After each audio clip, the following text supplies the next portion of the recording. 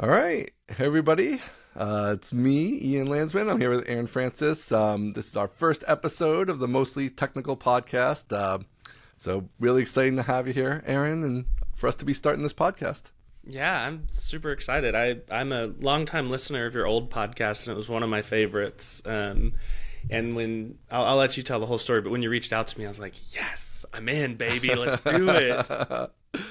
Yeah, it's crazy. So, Bootstrapped FM was a podcast I had with Andre Butov for years. But that's been already like 6 years ago or something crazy. Wow. Time flies when you have all the kids and the business and everything. So, so it kind of actually leads into this because it kind of felt like I was kind of getting the itch for doing a podcast, and so I've been just had this noodling in my brain for quite some time, but just haven't had kind of the right moment. Didn't really feel like I had the right person, because to find the right co-host, I feel like the co-host is obviously super important for us to have a good rapport and to have kind of topics that we can riff on and everything, kind of be in the same zone. So I've just been had my eyes out, and then at Laracon in Nashville just a couple weeks ago here, we were catching up. You did an amazing talk there and emceed the whole thing, which was an incredible job there on your part. And it just hit me. I was like, oh, Aaron, that'd be the perfect guy. So, we're both obviously deep in Laravel. We're both business people, and we both have a lot of things going on with our businesses, both have a lot of things going on in the Laravel world. So it just seemed like a good fit. We could have a podcast. We could discuss what's going on in Laravel. We could discuss what's going on with us, both personal, fun stuff, business stuff. So it just seemed like it would be interesting and entertaining for the people out there. And so I reached out to you, and you agreed to do it. So and so you forgot the most important part. We've both watched Seinfeld enough that. We'll get our little one-liners and our little jokes. So it's keep gonna the tradition going of the Seinfeld. Yes, we got Seinfeld exactly in common for sure. There's a lot to talk about, and I think I like the fact that we named it Mostly Technical, because I think on our list we've got lots of fun stuff that's like, is that really technical? But who cares? This is a mostly technical podcast. Of course we'll talk about Laravel and the happenings in the community, but there's a lot of fun stuff going on. I've got a full-time job. You own a company with a bunch of employees. I'm trying to build something on the side. You're learning React for some reason, which I can't wait to continually roast you about. It's just there's a lot of fun stuff to talk about, so I'm excited. Yeah, for sure. Yeah, you have babies coming. I mean, there's going to be a lot of stuff. A whole bunch of babies on the way. Yeah. My babies are kind of getting big. The oldest is 17, so you have the new babies coming in. So we got a lot of stuff there on both sides of that equation we could talk about. So there's all good stuff there. So I'm excited. We have a huge list of starting this right after Laracon. There's we could do like probably 4 hours of Laravel stuff. So we're gonna try to sprinkle that in throughout. Try to do these every week. I think we'll see how that goes, but I think we should be able to most of the time pull that off with a few exceptions, and then try to keep.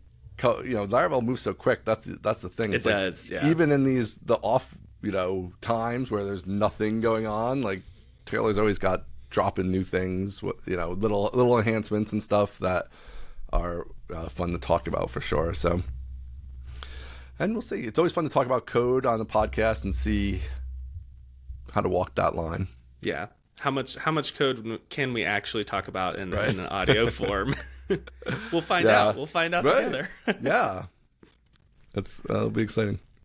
I've never done purely this isn't purely code either, but like even a more heavy technical podcast, because Bootstrap was not really technical at all.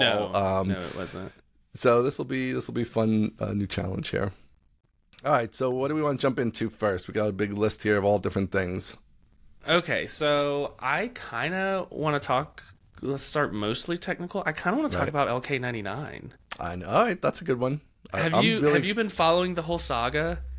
Yeah, I have been. So what do you think? I mean, I don't know. It was very exciting to start, but you know. Okay, so for the listener, I will explain what I know about LK99, and I will caveat it with, just because I'm on Twitter does not make me a superconductor expert. You know, I know really? that may surprise. Yeah, that may surprise you, but I do not claim to be one. So from what I understand about LK99, it is a room temperature ambient pressure superconductor, which stands opposed to all the superconductors that we have, which are just like negative a billion degrees and super high pressure. And so this would be just a monumental breakthrough if it was, you know, room temperature. And so whenever you see like a maglev train that's like flying above the ground, it's doing that because it's got like cryogenically cooled superconducting material, and it takes a huge amount of energy to like cool the thing down so it can conduct. So that's my understanding of like what is going on. And supposedly, so I think the story is now that these two scientists like were working under their professor in 1999 and like found this material, and since then they've been unable to replicate it. And now, you know, 25 years later or whatever, they've replicated it. Kind of on accident, like they were pulling a tube out of the furnace and the tube cracked at just the right time, introducing oxygen, and it like made a superconductor. So it's like it's got all the hallmarks of like, this is a movie, right? Like, yeah. And that's part of where it's like, hang on, this feels too good to be real. Yeah. So the fun part is like, there's this internal drama and fighting in this team out of South Korea. One guy releases a paper, and then the other guys are like, oh crap, we weren't ready for that, but we got to rush to release our papers. So the papers are super sloppy, bunch of mistakes. But now all these teams around the world are racing to replicate it because it's just like lead and copper and phosphate or something. So it's very easy to replicate. And so now they're just on Twitter. All these like, you know, material science cowboys are on Twitter being like, I'm cooking it up in my lab. It's going to work. Yeah. And we're starting to actually see the rocks float, which is like a sign of a superconductive material, is that it like gets in this magnetic lock where it floats in the air. So here's the deal. I'm always like when crypto came around, and we should talk about crypto at some point. When crypto came around, I was like, nah, this is not it. This is just not going to work. I feel differently about this. I feel like LK99 is it. So wow. I don't know. I feel hyped. That's the backstory. What are your thoughts on it? And then I'll tell you why I'm so hyped. Yeah, I mean, so I didn't even actually know. I knew that the group that published the two different papers were there was disagreement there. I didn't actually have all that backstory of it was actually 20 whatever years ago they first did it. So that's really interesting. I don't know, you know, it feels like, when I heard it, I was like, this is super excited. I tend to be sort of optimistic. And so I was like, ooh, yeah, like this is going to be real. Like, I'm excited. Then, I don't know, then pessimistic Twitter has been wearing away at me, right? And it's like, people have stuff floating, but other things can make things float. So like that by itself is not definitive. And then it's like, I don't feel like we've heard from we have like the armchair people trying to do it, but I don't think there's been like a big lab that's there's been no like national lab. We definitely did this, and it's super amazing and all that stuff. Yeah. So now you're in this like, I don't know. I'm like, should I still be super jazzed or not? But I mean, obviously the possibilities are incredible.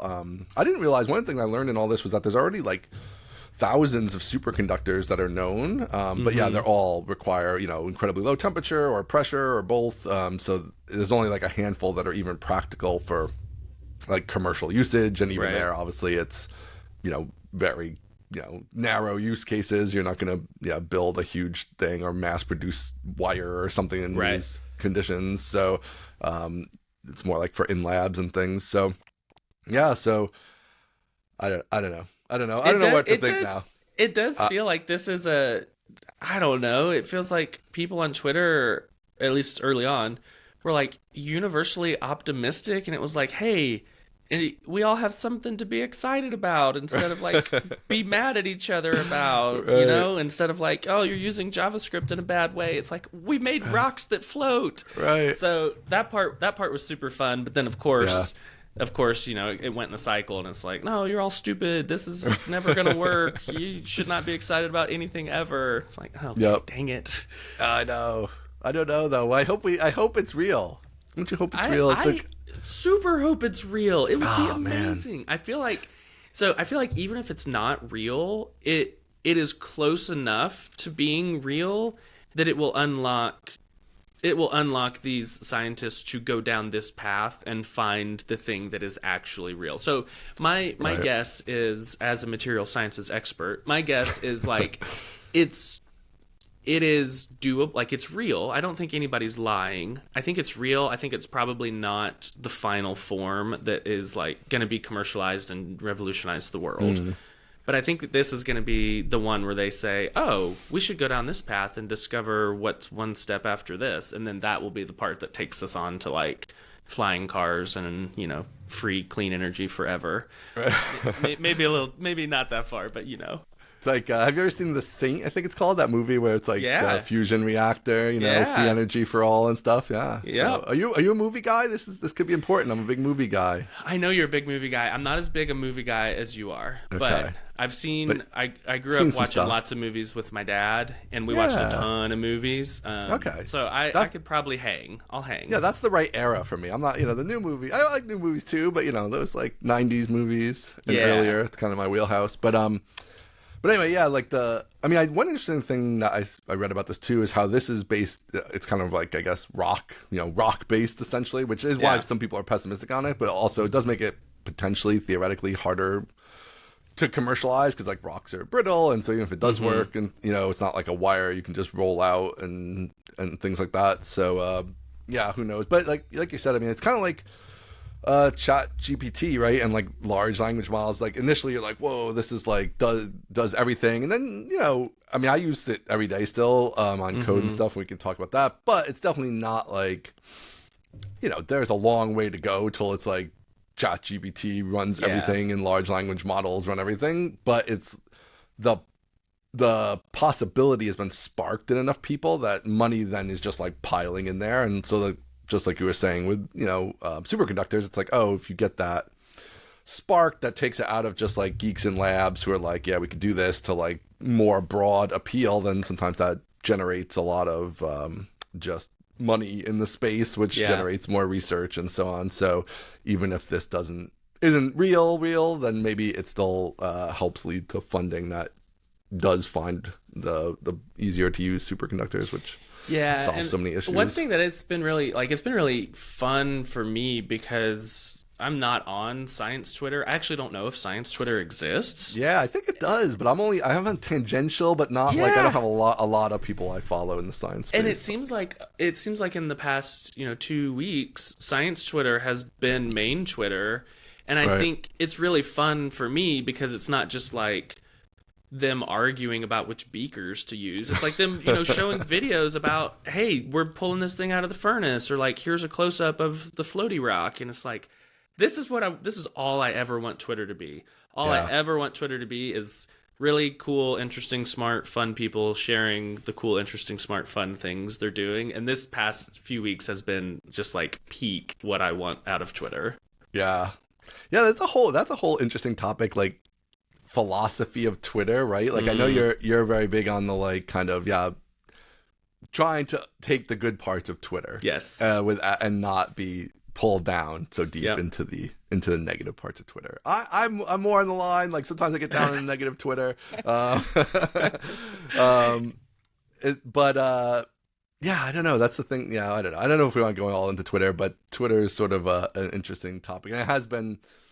Yeah, the science Twitter coming. I feel like the whole thing, like science Twitter, ChatGPT Twitter, LLM Twitter, and people like experimenting with all that stuff. And there's like the Lang Chain AI guys. There's all kinds of different people doing interesting AI type stuff. And it has been a nice injection of optimism and kind of science and technology moving forward, and things like that. That's been really cool and refreshing for sure.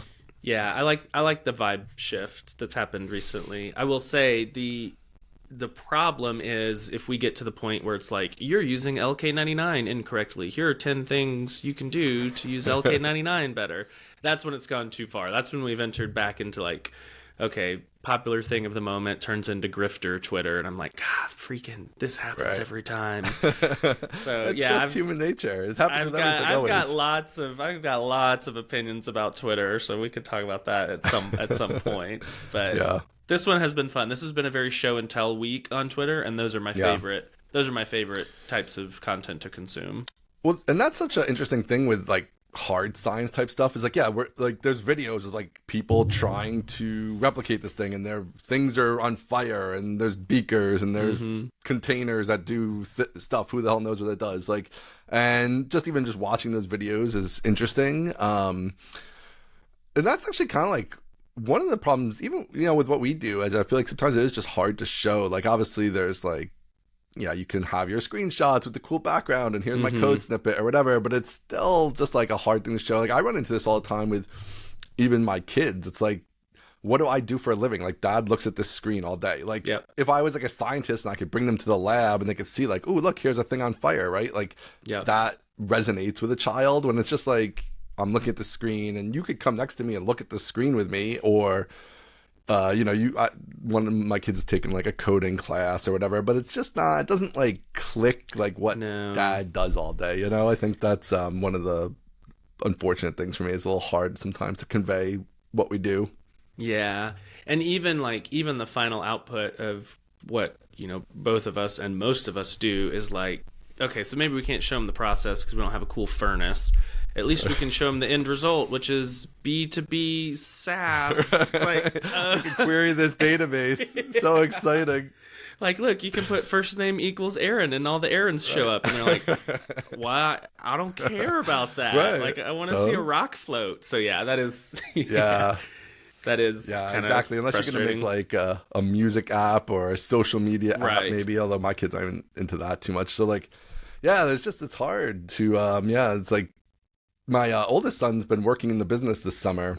Oh, cool. And it's been really interesting. Dave Hicking, who works at Userscape with me, he's been his manager, actually.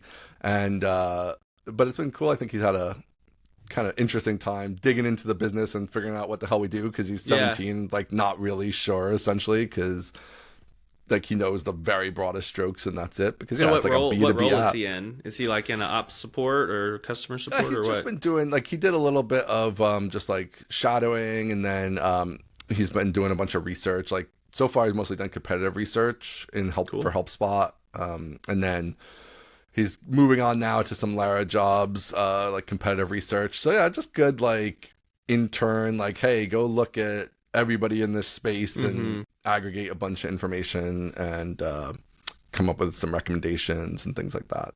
Cool. Do you think he's liking it? He is. He said he's liking it. Yeah, he's actually probably going to be a history major, so he's not really into the business stuff so much, but he's liked it, and so far so good with that. But but so it's been interesting to have one of the kids in the mix on the business and learning more about it, but I still wish I had a lab where I could blow things up. And for sure, 100%. Yeah, I think it is like in terms of like sharing stuff on Twitter. I don't know that your 17-year-old history major son's ever gonna love B2B SaaS, but our peers, it is possible. Like the code with the pretty background or short little videos. I think it is possible for people to like train themselves to see the things that they're doing and like just even have a little notepad and be like, oh, that thing that I just did was interesting. I should share that later. Because everybody's always like, man, I don't know what to share on Twitter. I'm like, did you do anything interesting, even mildly interesting, just like barely interesting this week in your code base? Just write it down, put that on Twitter and see what happens. And once you do that enough, you start to get used to like, oh, this is a good piece of content that I just produced as a part of my regular job. I'm going to put that out there. And you get used to it. And that kind of touches on a couple of our other topics here, because it's like, well, first of all, this was kind of the theme, part of the theme of your talk at Laracon was just like to get out there and share things. And it is hard to get over that hump of like actually just putting things out there, especially if you're, not as comfortable doing that. And then even your specific example here is Tobias, and like he does a lot of database info just exactly in that format. And I know on our list here he's coming out with an indexing book, but if you're not familiar with him, I don't know his last name off the top of my head, but okay, Tobias Petri. So he just shares a lot of interesting little database factoids on Twitter, and I think he has some other places too, but and a newsletter. That's why I tend to actually see it if I miss him on Twitter, because I'm not always like completing Twitter anymore. So he does send them out on emails too. I think it's a sequel for devs newsletters. Right. Yeah. And it's great. It's just like, here's a little nugget of like database wonderfulness, and yeah, I mean the database, just one database platform has like practically infinite nuggets in it. And then if you cover, he does usually cover at least MySQL and Postgres. All of them, yeah. So, and then in my world, I also deal with Microsoft SQL Server. So yeah, there's always like, database platforms are an infinite fountain of interesting topics. It's totally an infinite content glitch for him that he can just talk about databases. And so he's got a book coming out. It's like Indexing Beyond the Basics or something. I immediately bought whatever the highest package was, because anything that Tobias does on databases, I'm going to buy for sure. And it's like, this is probably a very good example, because I think all of the stuff that he, puts in tweets and newsletters, he's known that stuff for 10 or 15 years, and it's kind of hard to be like, do I really want to share this? Because like, this seems very simple, but then he puts it out there and you look at the numbers on his tweets and it's like, oh, nobody else knew this but Tobias. But Tobias knew it for a super long time. And so, he's one of the ones that he's grown a very like stable, solid, steady audience by just talking about the thing that he knows and loves. And that's like perfect example. So yeah, we'll put a link to his book in the show notes, but definitely go check it out. In my Laracon talk, I mentioned like, when I was really trying to get good at databases, I thought like, I'm smart, but I'm not as smart as Tobias or Kai. And this is the Tobias. This is the Tobias that I was talking about. Oh my gosh, that's funny. Yeah. Yeah, I mean, indexing book. I don't know if I've ever seen an indexing book. I mean, there's probably some out there. I'm guessing like quite long ago would be my guess, is like, late 90s, somebody produced some indexing books. But yeah, I think that's going to be an interesting topic. I definitely signed up to, because like, you love database stuff. I love indexes. I do love database stuff. If I wasn't doing this, I think I could be like, if I had to have like an actual job, like database guy, I think could be one. Like, I don't know enough right now. That's me. But like, I have the interest in the database. Yeah, I have a full-time job as database guy. You want to be me, and I want to be you. It's amazing. There we go. Maybe we should trade places at work. We should do a Freaky Friday thing. Podcast. Yeah. Right? I remember I did a database talk at Laracon Online, and you came on afterwards, and you said, as the host, and you said something like, "Oh man, I just love database talks. I could just listen to database talks all day long. They're so good. Yeah. You always learn something, and everybody needs the things, and what I mean? Like, even if it's just simple things, it's like there's so many gotchas and edge cases, and everybody's always looking for them to be optimized or faster or whatever. Store something that you didn't think you could store. Like, there's just a million things, and every app in the world basically touches on them. So it's like a cool he's got I like his angle, because I think his angle is the same angle that I took for MySQL for developers, which is a more like it's broader than just indexing. He's going super deep on indexing. I think his angle is like, what does the application developer need? Like, what do you actually need to know? Not to be a DBA, like a database administrator, which is a fine calling, but I think his audience is all app devs, and it's like, we need to know slightly different things than DBAs, and I think that's his angle. There's a good book called I think it's usetheindexluke.com or something like that, and that's a good one, but it's very it's extremely broad in that it covers 6 different databases, and it's pretty technical and less practical. So I think Tobias's book will be the spiritual successor to Use the Index. That's my hope, at least. I didn't know about Use the Index. Interesting. Yeah, that's what the homepage for it seemed kind of like. I think from what he has out there now, it's like just explaining how like compound indexes work and some stuff like that is just like in his examples. But I thought the really interesting part is he's going to use illustrations in a lot of it, which is a genius idea. because to have it like well illustrated for how the index operates, I think is really useful, since it tends to just devolve into like outputs of explain or whatever, and you're like, okay, like I don't know, whatever. It says it used this index, I don't get it. And then but having it visualized should be really cool. Yeah, I don't know who did his landing page, but it is not a database landing page. It's a proper full-on, like, this is a beautiful SaaS. I mean, it's an info product, but it looks like a beautiful SaaS landing page. Yeah. And I know that Tobias didn't do that. He's very good at a lot of things. I don't think he's a designer. This is next level. Yeah. Yeah, maybe he's working with somebody, because obviously he's had somebody do these illustrations too. I assume he didn't do the illustrations, so maybe he's got a partner on it or something, or just we talked a little bit, because when I recently did a screencasting website, and he reached out and was like, hey, who did you use for your designer? I used this person. I forgot who he said, but his designer did a great job. Okay. Yeah, so let's talk about your endeavor here. You are a man of many new endeavors. So I'm a busy man. You want to talk screencasting.com? Yes, let's do it. Okay, so what's yeah, I did this big MySQL for Developers course for Planet Scale, where I work, and afterwards people were like, hey, the course is really good. How did you do it? Like, hey, how did you do this? Like, hey, how can I do screencasts like that? And I would answer and be like, oh, here's some of the things I did, and it just kept happening. And I was like, hey, this is an opportunity. Maybe I have something that I can say, or like I'm uniquely positioned to teach something here. And so I just recorded a bunch of videos. I'm not totally done yet. I have like maybe 40 recorded, and I have just a few more to go. Yeah, it's a lot. It's a lot. And I started looking around and was like, okay, what am I gonna name this thing? I could do something like, technical screencasts for developers.com, because everything's taken. There's nothing available. And I didn't want to really do like a .dev, and I didn't want to do a .so or .io, and I just wanted to I wanted to go for it, And so I started looking around, and I started looking at like the GoDaddy premium domain auctions, and there were some good domains on there, and then I came across screencasting.com, and I was like, are you kidding me? How is that just available when you need it? Like, that's unbelievable. Buy screencasting.com.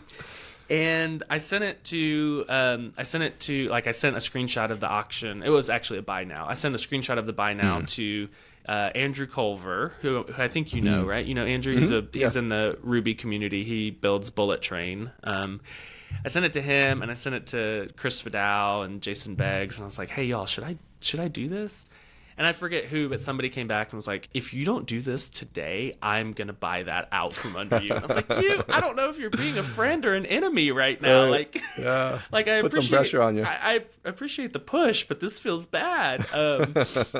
And so I went for it. And so I will reveal for the first time on the pod as exclusive content. So here, I'm going to tease it. Before I do, here was my thought process. My thought process was, one, I didn't have to get approval from the boss, aka my wife, because it's running through the business account. So that's it's a write-off, baby. It's a write-off. It's a write-off. They just write it off. Exactly. That's hurdle number one. Totally cleared. And so I didn't have to be like, hey, babe, I want to buy this domain. She's like, what's a domain? And it costs how much? So I didn't have to do that. Second thing was, of course, it is a write-off. Like, it is absolutely a write-off. This is no 100%. This is no fake. This is a real write-off. And so that counts. And then the third thing is, like, if it doesn't work, which I think it will work, if it doesn't work, the domain still retains value. Like, I could just turn around and resell it maybe for a little bit less. But it's a one-word domain that has an obvious back-end, business that you could build on it. So all of those things, I found like I'm justifying. It's not that much. I felt like, okay, this is a reasonable, mild to low risk, and so it was. How much do you think it was? Because I think I won't poison the well. I won't poison the well. But how much do you think it was? Well, you've already poisoned it a little bit by saying it wasn't that much. So yeah, I know. That's kind of limiting me down a little bit. But let's say, I mean, wow, it's a good domain. Domains are off of their highs for sure, because like with the startups kind of falling off here and the funding, free money's definitely over. Down. Yeah, the free money's over. People just like drop in big money for any random domain. So that helps you a bit too. When was this, by the way? Like, was it just I like bought in the last? in April of this year, April of 2023. Wow. Okay, so a little while ago. So, I'm gonna go 3,500. 3,500 is more than that. Okay. It was. Look at that. It was 6,000.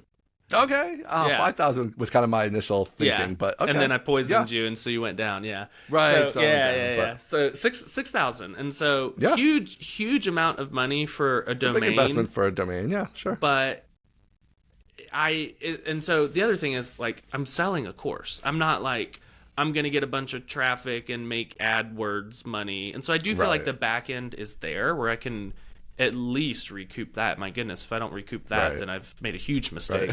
But yeah, I saw that and I was like, I really expected a one-word domain to be north of 10,000.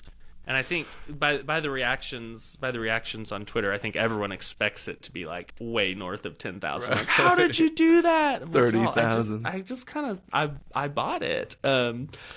So just that it's even available is always amazing, though, because that's the kind of thing where I'm sure there's other screencasting courses and people who've done startups. All this, there's like, it's kind of a specific word. There's not like a lot of other words for this content type. My question is like, what the hell is ScreenFlow doing that they didn't buy screencasting.com and turn that into like a standalone marketing asset? Right.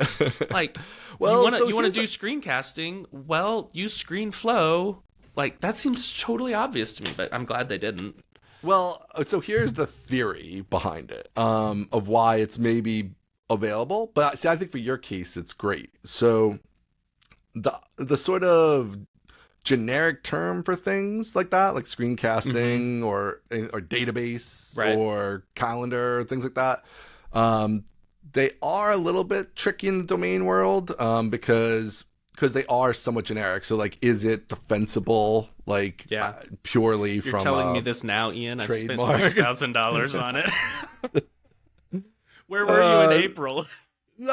I think for your use case, it's perfect. Like, if you were building a screencasting platform, yes, I think I wouldn't like it as much. Just because I think there is more risk to it. I think like anybody can use the term. There's all this like prior art, and so people are going to say, "Hey, you can't like trademark that," and I'm going to open up my own thing that says this or whatever. And like, it's even then, it's not necessarily the end of the world that you can't totally own a term, but at the same time, people tend to like to be like, "Well, I own this, and nobody else can use it for a similar type app," right? So there is value in that. But I think for a course, it's like totally different because it's like it lends this like authority to it that I like. It's like, this is the course on it's literally screencasting.com. Yes. Like, this is it. This is the guy who knows everything about this. And like, so I think it's great for that. And I don't think it's not an issue for you that like trademark wise, like, I mean, you probably should try to trademark it anyway, but like, it's not a huge deal.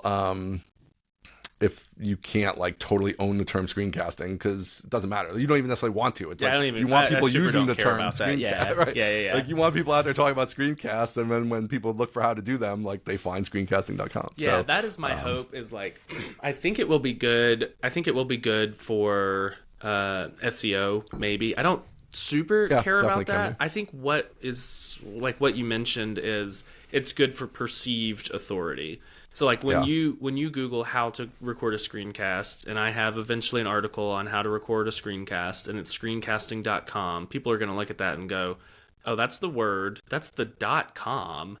There's something going on here. Yeah, like there's, I don't know who this guy is, but this is screencasting.com. It must be like there's some kind of business or money behind it where I can trust these people. At the very least, it's certainly on the topic I'm interested in right now and what I'm looking for. Like, so at the very least, like I know I'm going to click this Google link and go to a place that's at least about screencasting. Like maybe they're going to try to sell me something I don't want, or maybe it's a service and I'm looking for info or whatever. So there's, that, but the baseline, like it definitely lends a lot of authority there of like, yeah, this is where I want to be at least in terms of the type of information I'm looking for. And I think SEO would be huge for you. I think you should really put a lot of thought into the SEO. What would you do? Tell me.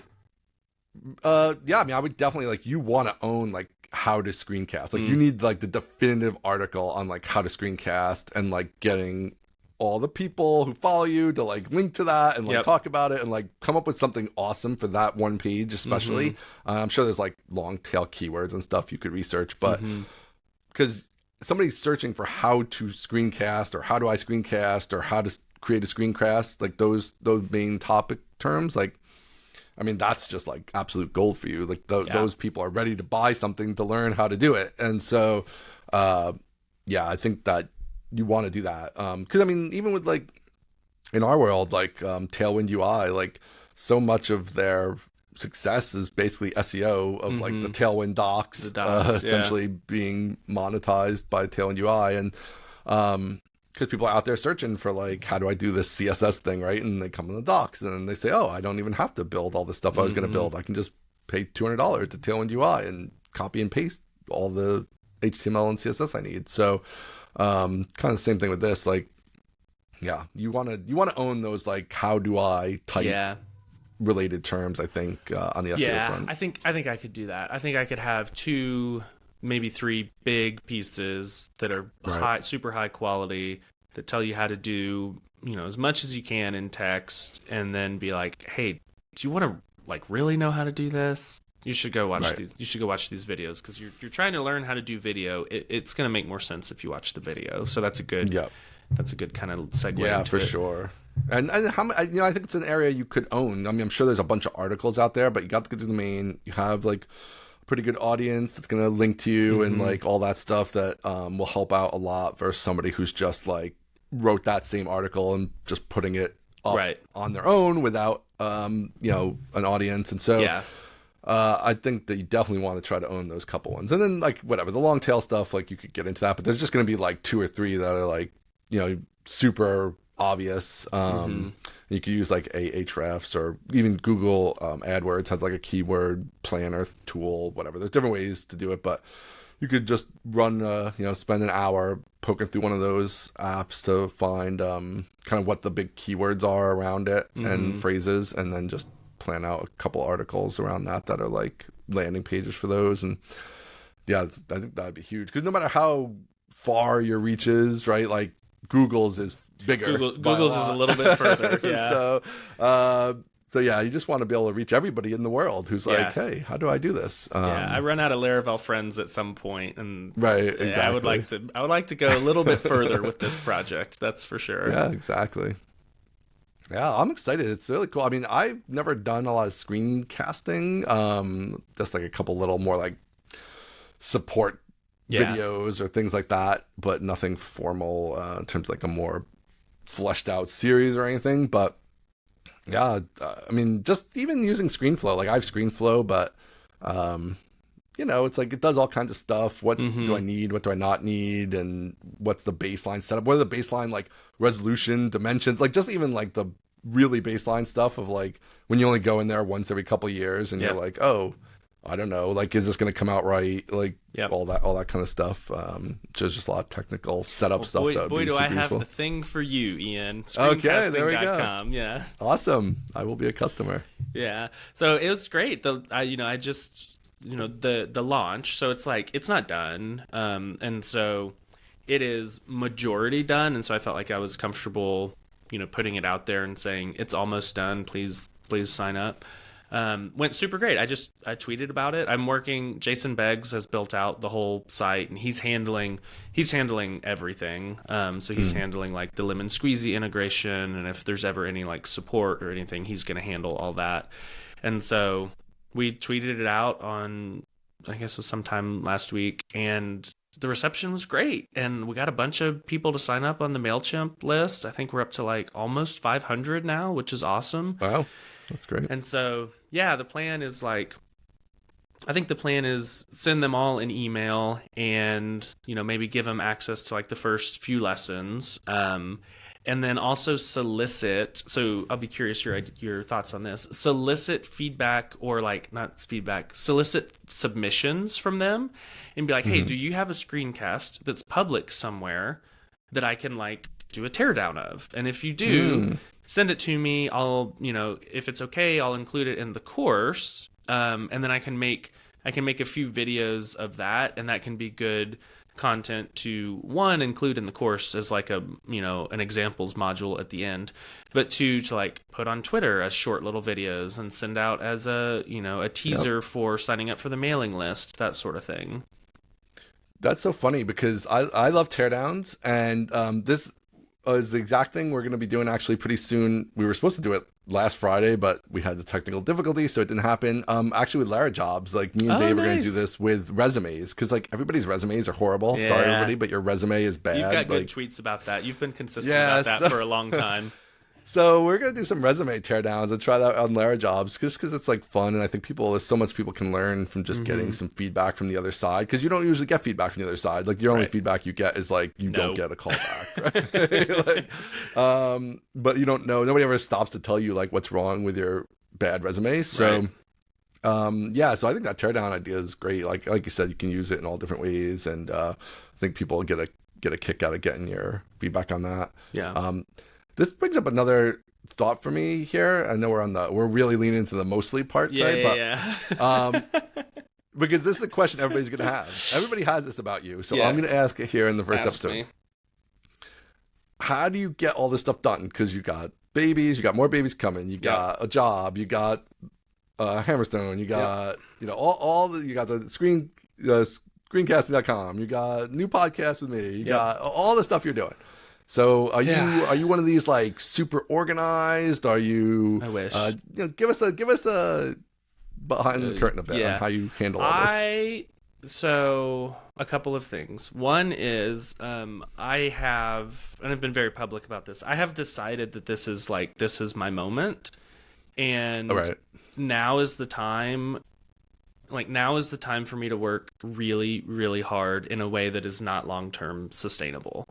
And so for me and not for thee, like, this is not advice to anyone, but this is what I'm doing. Like, I have decided that right now I'm just going to work all the time.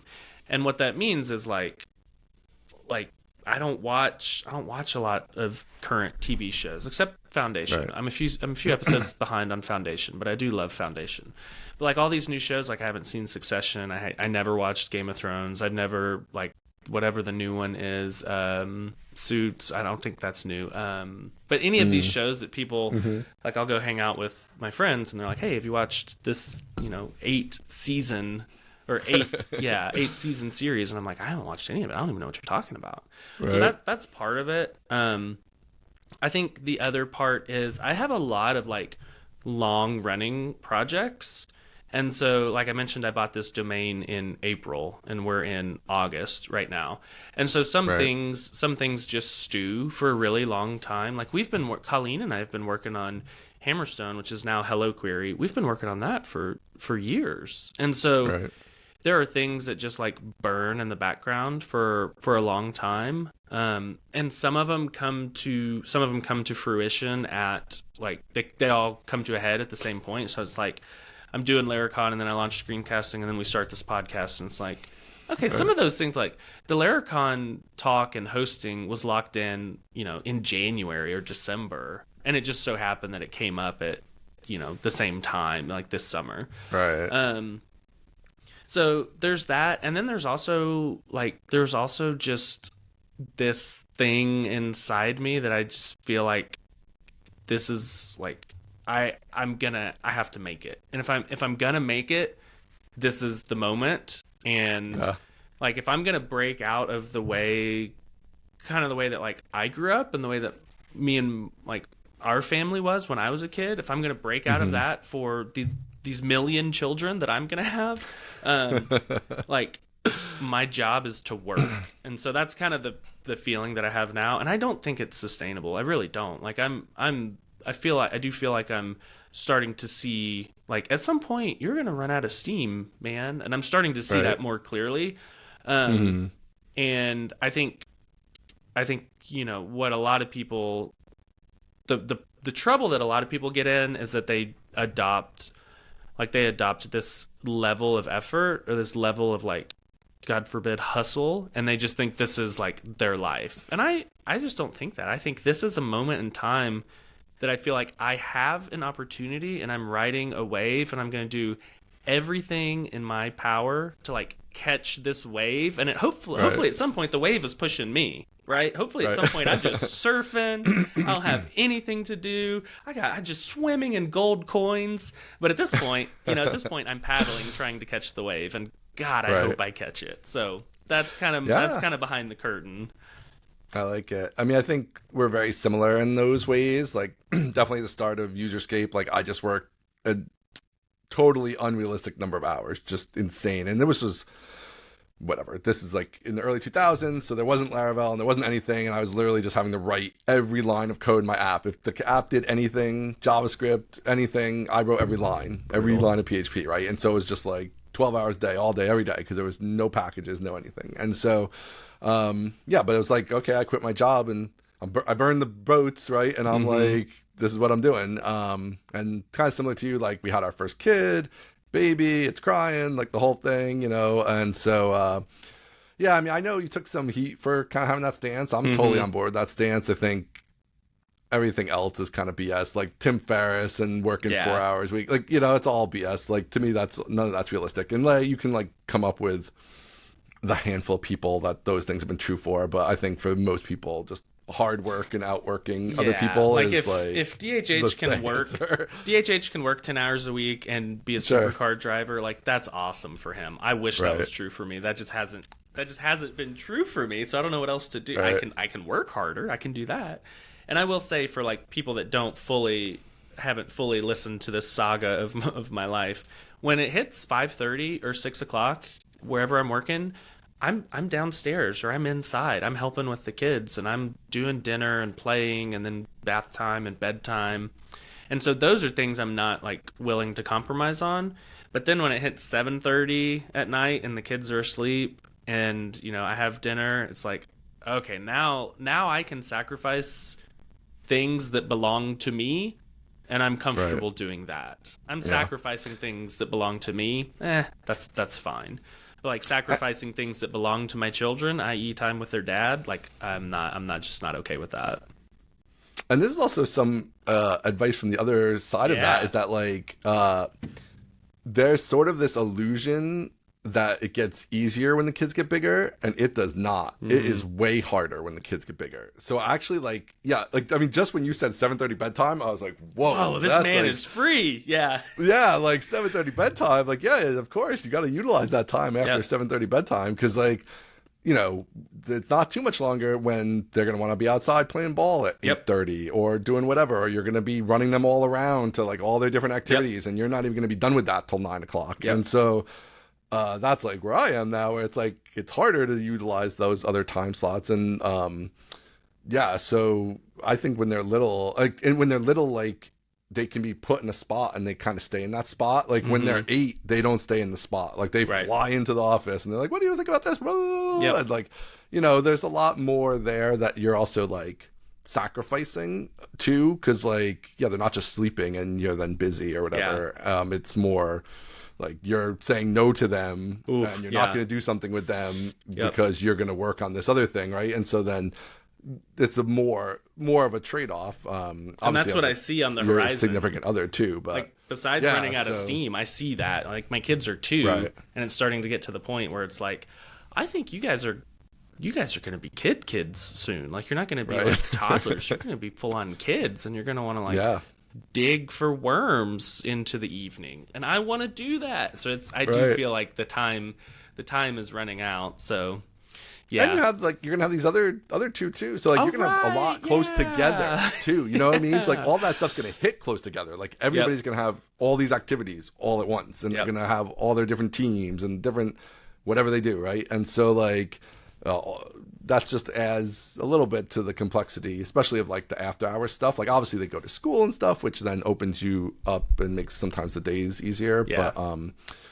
But yeah, no, I mean, I think that's a big upside of this job is like, I mean, it's definitely a potential downside too. And I've had definitely issues with overworking and different, things that can come from that for sure is something you always want to be cautious about. But it's also an upside that you can get more done. It's going to be a great, if I make it, whatever that means, if I make it, it's going to be a great story. Everybody's going to look back and be like, oh, he tried really hard and he made it. And I'm fully aware that if I just like super crash and burn in a very public manner, it's going to be a cautionary tale. And so I'm kind of just piling on the stakes of being like, boy, I hope I make it here. But I think, so much of this goes back to your Laracon talk, which I think has been published, right? So we should put a link to that. But it's just like, just by being out there, right? Like, even if you totally crash and burn and like Hello Query doesn't work and screencasting.com makes a little money and then peters out and like whatever, like you've built this reputation, you know a lot of people, you've put yourself out there, and like you're never going to not have a job, right? Like Plan Scale, heaven forbid, goes out of business tomorrow. Like you're not going to be unemployed for like a really long time, right? So you still have all these upsides that have already been created by working hard, getting out there, and then hopefully like you have the really big payoff is what everybody wants. But even the worst case scenario, like short of like you go totally insane, as long as you like, pull back before you totally crash and burn, if it comes to that, then short of that, like it's still good outcomes. Like it's still outcomes that most people would be really happy with, right? So, so like in that way, it's like low risk because you've already built a lot and have a lot of upside here. So then, hopefully, you're able to take it that next level. That's funny because you're 100% right that it's low risk. That if everything goes up in flames, I'll just get another job tomorrow. It's funny because I think it's high risk because I think, what will people think of me if everything goes up in flames? Which goes back to my whole problem. I'm just worried about what other people think of me. Yeah, that's funny. That's so hard. I mean, it is like, it's such a hard thing, and everybody suffers from it, especially like, everybody out there, you just put yourself out there and it's like, obviously the armchair quarterbacks are going to be quick to say their 2 cents or whatever. But the upside of nowadays is like, then you're old news by like 12 hours later or whatever. That's one thing. That's one thing I wanted to say.